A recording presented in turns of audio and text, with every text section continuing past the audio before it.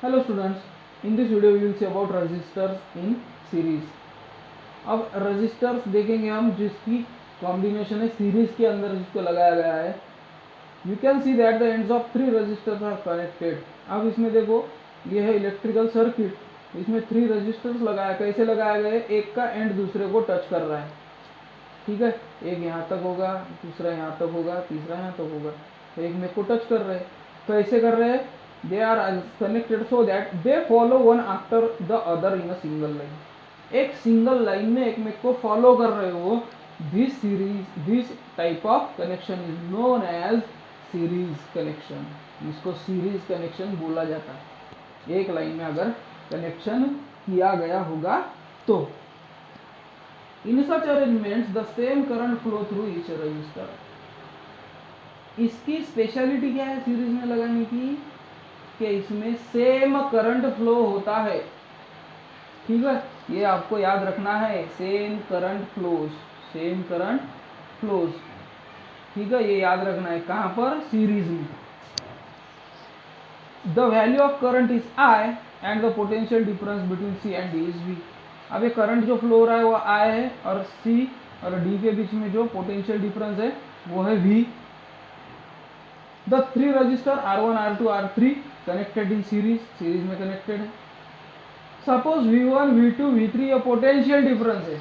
ये है V1, ये है V2 और ये है V3. तीनों में पोटेंशियल डिफरेंस है, अलग अलग होगा. तो ये R1 के अंदर जितना पोटेंशियल डिफरेंस है उसको V1, R2 के अंदर का पोटेंशियल डिफरेंस V2 और R3 नाम का जो रजिस्टर है उसके अंदर पोटेंशियल डिफरेंस क्रिएट हुआ V3. So then V is equals to V1 plus V2 plus V3. जो बड़ा पोटेंशियल डिफरेंस है कैपिटल V, ये कितना होगा? तीनों की एडिशन है ना. तो ये है पहला equation. If RES means resistance in series, ठीक है. तो RES यह है इफेक्टिव रेजिस्टेंस, बड़ा रेजिस्टेंस. फाइनल रेजिस्टेंस C से D के बीच में, यहाँ से यहाँ तक का. तो वो ओहम्स के लॉ से आपको पता है V is equal to IR. तो V1 कितना होगा? IR1, V2 IR2 and V3 IR3, है ना. तो पहला तो वैल्यू आपको पता है V is equal to V1, V2, V3. अब ये V1 के जगह IR1, V2 के जगह IR2 एंड V3 के जगह IR3 ये हम पुट कर देंगे. अभी जब अपन ने बताया हुआ है कि करंट सब में सेम फ्लो होता है सीरीज में, तो I कैंसिल हो चुका है ना. इसलिए RES is equal to R1 plus R2 plus R3. और अगर 3 से ज़्यादा लगे होंगे सपोज N तो प्लस RN. ये है इसका फॉर्मूला रेजिस्टर्स इन सीरीज. आपको अगर बताया गया है कि रेजिस्टेंस सीरीज में लगाया गया है तो उसका फॉर्मूला क्या है? R1 plus R2 plus R3. जितने हो गए उतने रेजिस्टेंस. ओके. सो ये है उसका फॉर्मूला. उस पर आपको सॉल्व एग्जाम्पल भी दिखाकर दिए हैं. उसके पहले हम देख लेंगे if resistance R connected in series. अगर रेजिस्टेंस सीरीज में कनेक्टेड हो गए तो क्या होता है? The same current flow through इस रजिस्टर. हर रजिस्टर्स में से सेम करंट ही फ्लो होगा. सपोज पहला जो R1 रजिस्टर है उसमें से 5 एम्पियर का करंट फ्लो हो रहा है ना, तो R2 में से भी 5 एम्पियर, R3 में से भी 5 ampere. The effective resistance of the resistors is equal to the sum of their individual resistance. जो इसका इफेक्टिव रेजिस्टेंस है, आखिरी का जो रेजिस्टेंस है, सबसे मेन जो फाइनल रेजिस्टेंस है जिसको इफेक्टिव बोलते हैं, वो सब रेजिस्टेंस के प्लस में, सम में उनकी एडिशन होगी. यानी कि R is equal to R1 plus R2 plus R3 infinite time, जितने होंगे उतने. The potential difference between the two extreme of the arrangement is equal to the sum of potential difference across the individual resistor. जैसा R is equal to R1, R2, R3 है, वैसा ही V is equal to V1 plus V2 plus V3 and so on. तो potential difference भी addition ही होगा. The effective resistance is larger than each individual resistance. अब effective resistance ये किसके सेम है? सभी के प्लस में, इसीलिए ये तो इनसे बड़ा होगा ना.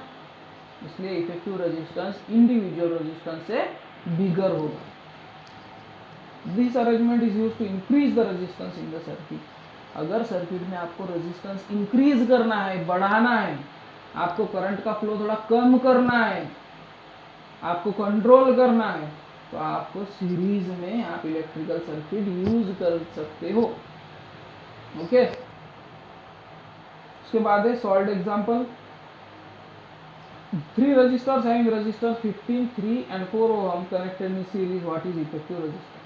3 रेजिस्टेंस है, सीरीज में लगा है. एक का 15 ओम, 3 ओम और 4 ओम, ये तीनों के रेजिस्टेंस है.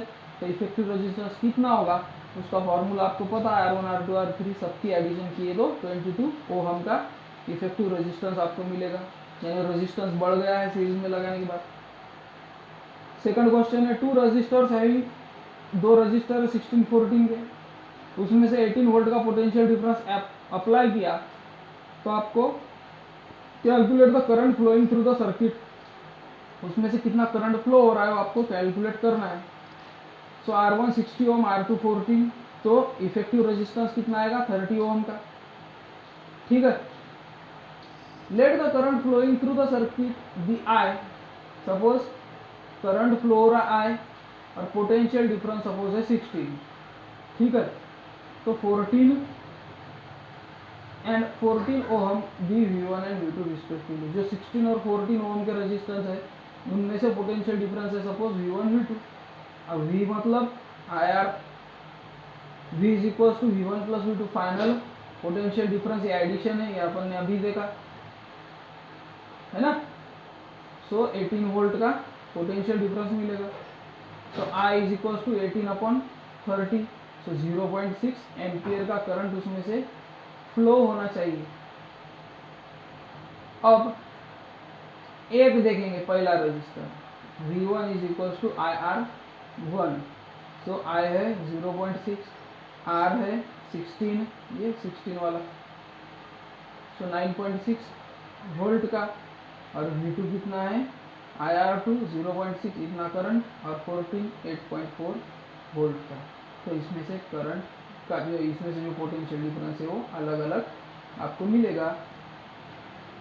तो वो सर्किट में से करंट फ्लो हो रहा है 0.6 एम्पियर का, और उसके पोटेंशियल डिफरेंस क्या है. जो पहला रेजिस्टर है 16 ओम का उसमें से 9.6 का पोटेंशियल डिफरेंस, और जो दूसरा है उसमें से 8.4 का पोटेंशियल डिफरेंस मिलने वाला है. उसके बाद है रेजिस्टर इन पैरेलल. सो ये हम देखेंगे नेक्स्ट वीडियो में.